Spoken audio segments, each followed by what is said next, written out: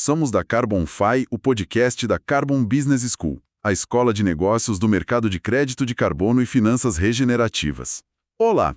Hoje a gente vai fazer uma análise aprofundada de um tema que, olha, parece ficção científica, mas é pura realidade estratégica, econômica. A nova corrida espacial. É isso aí. E não é mais aquela coisa de Guerra Fria, né? Não mesmo, esquece isso. A disputa agora é, na verdade, entre empresas super inovadoras. E tem uma delas que está sacudindo completamente o tabuleiro. A nossa fonte principal hoje é um artigo interessante, chamado A Corrida Espacial do Século XXI, Avio e o Brasil. Ele faz a gente olhar para a Europa, sabe? Especificamente para uma empresa italiana, a Avio. Ah, Avio, sim. Pois é, e como a luta deles para se manter relevante, na verdade, tem tudo a ver com os desafios e as oportunidades espaciais aqui do Brasil. Uma comparação interessante. Exato. Então, a nossa missão aqui é tentar destrinchar essa nova dinâmica toda, entender o que está em jogo e, claro, quais lições a gente pode tirar dessa história. Vamos começar pelo começo, então. Como o cenário espacial mudou? E mudou radicalmente. Completamente. Não é mais aquela corrida clássica, a União Soviética. Hoje, a competição é, na maior parte, corporativa. E tem uma empresa especificamente que redefiniu as regras do jogo. A SpaceX. Sem dúvida. A chegada dos foguetes deles, os reutilizáveis tipo o Falcon 9, o material que a gente leu descreve como um verdadeiro terremoto na indústria. E essa descrição é muito apropriada, sabe? O modelo antigo, que dominou por décadas, era baseado em lançadores caríssimos de uso único. Jogava fora, né? Jogava fora. Cada lançamento era um foguete de milhões de dólares no lixo. Aí chega a SpaceX com a reutilização e os custos, despencam. E a frequência dos lançamentos aumenta. Exato. Isso simplesmente implodiu a lógica econômica que existia antes e pegou muita gente de surpresa, especialmente na Europa. Os atores tradicionais ficaram, numa crise quase existencial. Ou se adapta Ou se adapta a essa nova realidade de eficiência, de custo-benefício, ou corre um risco seríssimo de ficar obsoleto. Não tem muita escolha. E é bem nesse contexto aí de crise e necessidade de adaptação que entra o caso da Avio, a principal empresa de foguetes da Itália, um nome importante na Europa. Sim, eles são um player relevante lá. E aí, com essa pressão toda da concorrência, eles anunciaram agora uma busca bem ambiciosa, né? 400 milhões de euros em novos fundos. 400 milhões! É bastante dinheiro. O artigo até chama de forma bem direta de um fundo de guerra. Isso dá uma ideia da urgência, né? Da escala do desafio que eles estão enfrentando para sobreviver e, tentar competir nesse novo cenário. É uma luta pela sobrevivência mesmo. E esse capital todo tem um destino bem claro. É financiar a próxima geração de foguetes deles, como o Vega E. A ideia é desenvolver lançadores que sejam, mais baratos e mais eficientes que os atuais. Uma tentativa de reduzir o gap tecnológico e de custo. Isso. E a estratégia deles parece ser focar num nicho bem específico, o mercado de lançamento de satélites pequenos e médios. Um mercado que está crescendo muito, né? Exatamente. Um segmento em alta, impulsionado por novas aplicações, comunicação, observação da Terra, internet das coisas. Parece uma tentativa de achar um cantinho ali onde eles possam competir, sem ter que bater de frente o tempo todo com os foguetes gigantes da SpaceX. Faz sentido. É uma aposta estratégica interessante mirar nesse nicho.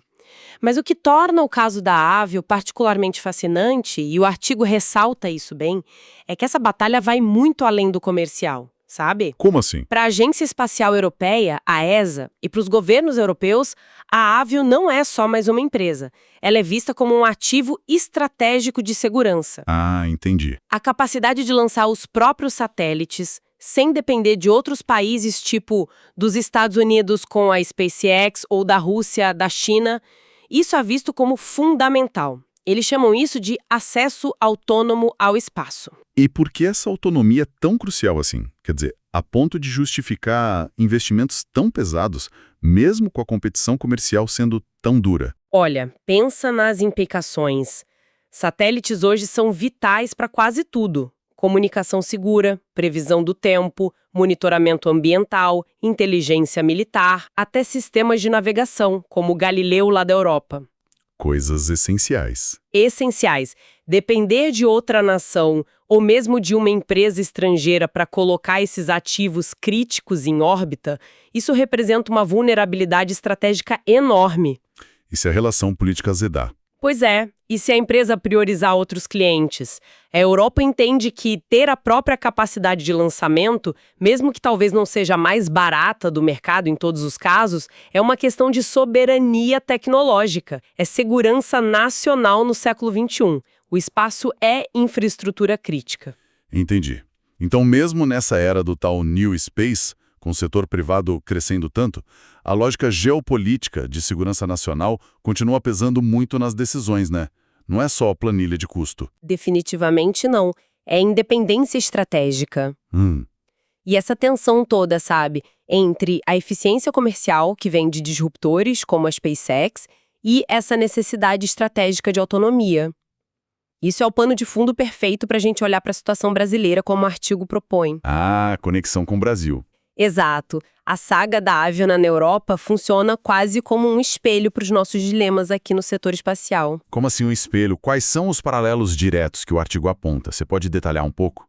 O principal paralelo é a dificuldade em manter um programa nacional de lançadores que seja competitivo, sabe? Diante dessa disrupção toda de tecnologia e de custos que a SpaceX trouxe. O nosso VLS? Exato. O Brasil tem o seu próprio programa, o VLS, o Veículo Lançador de Satélites. Há décadas a gente busca ter essa capacidade própria de lançamento, mas enfrentando desafios enormes, técnicos, orçamentários. Uma longa história. Uma longa história. E a dificuldade da Viu em competir com foguetes mais baratos, reutilizáveis, é muito parecida com os obstáculos que o programa brasileiro enfrenta para, enfim, se tornar operacional e economicamente viável nesse cenário de hoje. A luta europeia por relevância, a necessidade de buscar novas tecnologias, novos modelos de negócio, tudo isso ecoa nas discussões por aqui. Olhando assim, é uma comparação um pouco desanimadora, talvez. Ver que mesmo a Europa, com bem mais recursos, está sofrendo tanto para acompanhar o ritmo. É um desafio global, né? Mas o artigo também menciona uma diferença fundamental. Um trunfo que o Brasil tem e que, bom, a Europa não tem igual. Exatamente. E aqui a história muda um pouco de figura. Apesar dos desafios no desenvolvimento do lançador em si, o Brasil tem um ativo geográfico de valor, incalculável. O Centro de Lançamento de Alcântara, CLA, lá no Maranhão. Alcântara, a joia da coroa. O artigo enfatiza isso como grande diferencial brasileiro. É a nossa joia da coroa no setor espacial, sim. E o valor de Alcântara vem todo da localização, certo? Estar praticamente na linha do Equador. Mas por que exatamente isso é tão vantajoso para lançar foguetes? É pura física a nosso favor. Simples assim. A Terra gira mais rápido no Equador. Ah, por causa da circunferência maior. Isso.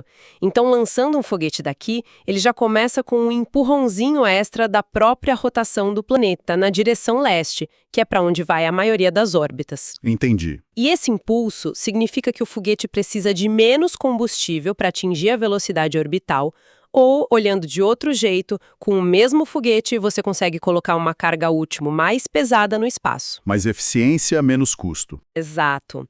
É uma vantagem de eficiência que se traduz diretamente em economia ou maior capacidade. E olha, pouquíssimos lugares no mundo oferecem uma vantagem geográfica tão significativa quanto Alcântara. É realmente especial. Isso coloca a nossa situação numa perspectiva bem diferente, né? Se por um lado a gente tem esses desafios tecnológicos, de investimento no desenvolvimento dos foguetes... E não são pequenos. Não são. Mas por outro lado a gente tem basicamente o melhor terreno do mundo para lançá-los, ou para que outros lancem daqui. Precisamente. E é aí que mora tanto a grande promessa, quanto, para muitos observadores, uma certa frustração em relação ao programa espacial brasileiro. Temos essa vantagem única, reconhecida mundialmente. Mas e a concretização? Pois é, a dificuldade histórica em transformar esse potencial geográfico todo em resultados econômicos e estratégicos concretos, ela é evidente. E qual seria a lição, então, que o caso da Avio e a situação europeia nos oferecem nesse sentido? Para tentar, sei lá, destravar o valor de Alcântara. Olha, a lição que emerge com muita força e que o artigo sublinha bastante é a importância crucial das parcerias estratégicas. Aquele modelo de tentar desenvolver tudo sozinho, sabe? Autossuficiência total. O voo solo. O voo solo, que talvez fosse um objetivo no passado, parece cada vez mais difícil de sustentar na dinâmica atual do setor espacial. O próprio caso da Avio, buscando capital, focando em nichos, mostra como até players já estabelecidos estão tendo que se reinventar. Ninguém faz mais sozinho. Exato.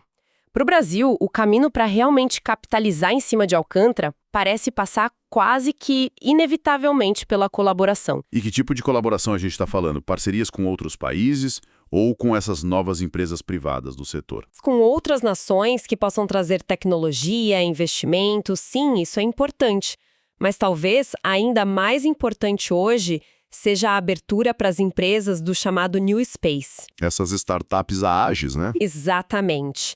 Estamos falando dessas companhias mais ágeis, muitas vezes financiadas por capital de risco, que estão revolucionando o acesso e a exploração espacial, com novas tecnologias, novos modelos de negócio. A própria SpaceX é o grande exemplo, mas tem muitas outras surgindo. Focadas em foguetes menores, satélites. Isso, serviços em órbita, e essas empresas buscam locais de lançamento que sejam eficientes e de baixo custo.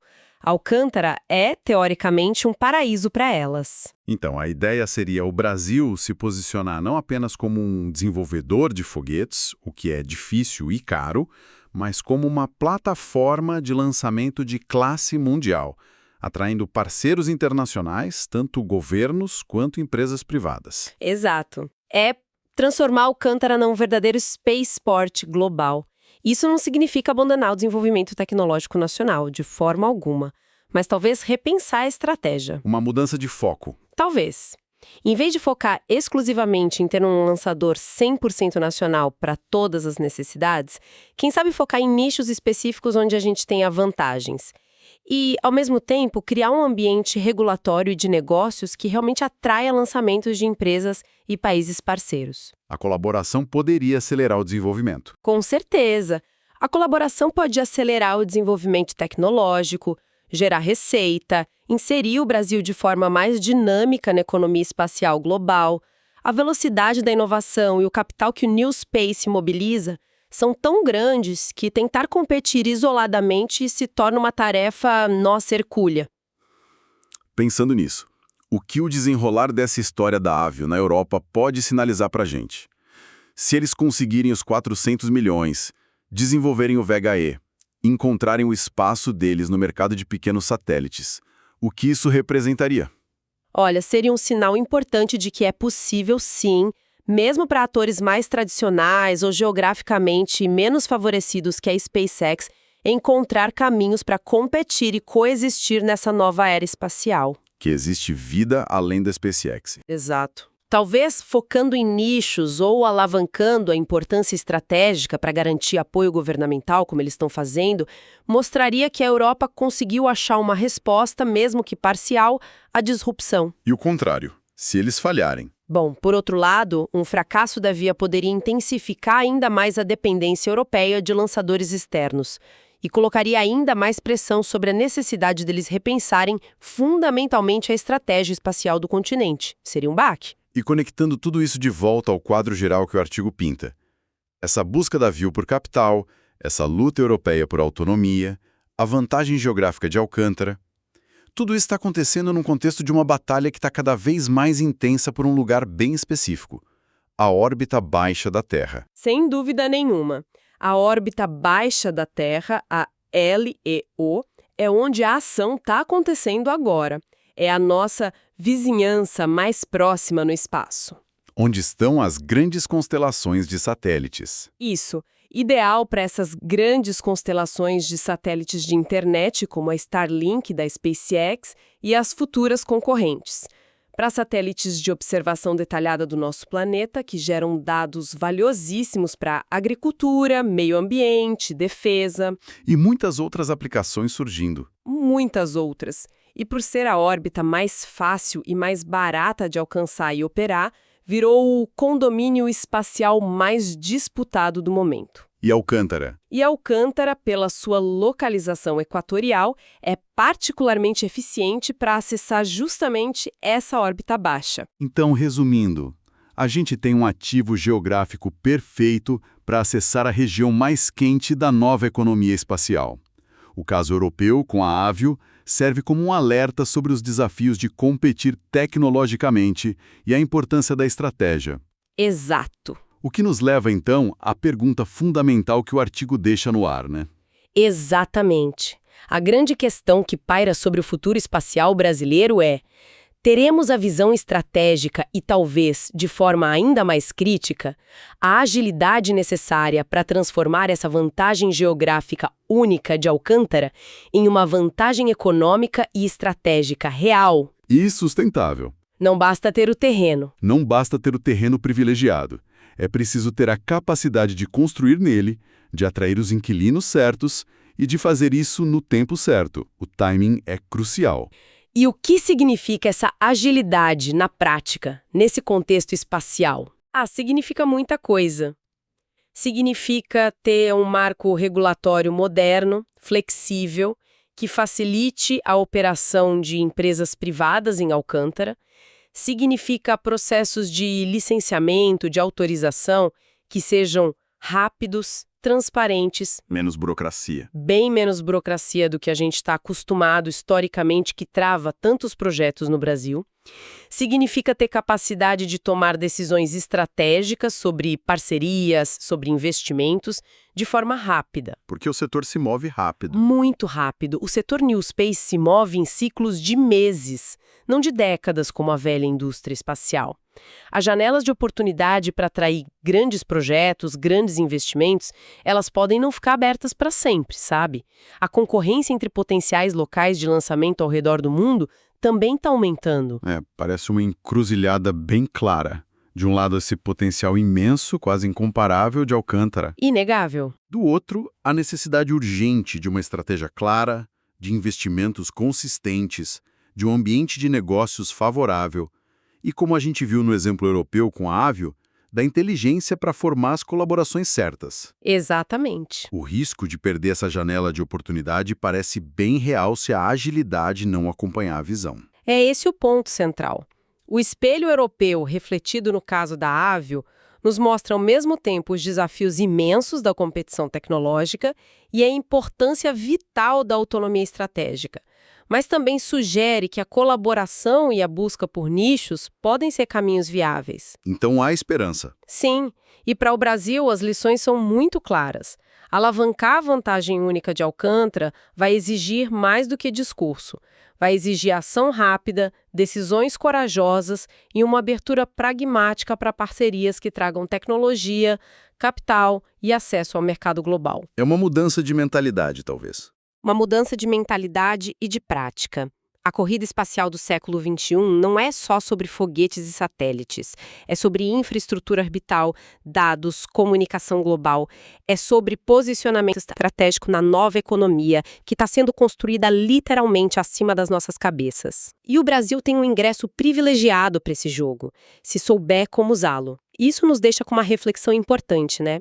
Considerando essa velocidade toda, essa velocidade vertiginosa das mudanças no setor espacial, a competição acirrada pela órbita baixa e essa necessidade tão grande de parcerias estratégicas que ficou tão clara com o caso da Avio, e o futuro realmente espera por Alcântara se a visão e principalmente a agilidade para capitalizar em cima dessa posição única não se materializarem a tempo. Que tipo de oportunidades estratégicas, econômicas podem acabar escorrendo pelas mãos, enquanto outros países, outras empresas consolidam suas posições nessa nova fronteira? É algo para a gente pensar. E para mais conteúdos sobre o mercado de crédito de carbono e finanças regenerativas, siga a Carbon Fi para se manter sempre atualizado.